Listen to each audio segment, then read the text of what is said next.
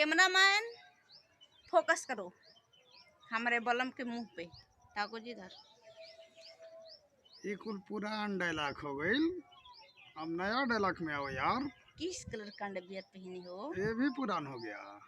अब ये है ना, लिंग कितने प्रकार के होते हैं जल्दी बताओ। नहीं लिंग नहीं।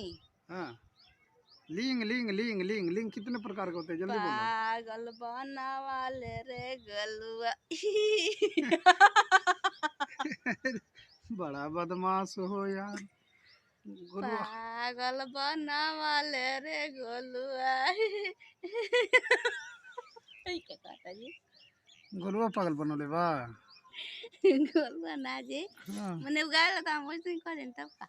यही ट्रेंड में है। हाँ हाँ वही ट्रेंडिंग में बा। तू ट्रेंडिंग में नहीं हो। हम जे ट्रेंडिंग में हो जाता है हम ऐसे ही रह हम उड़ब। ऐसा काम करके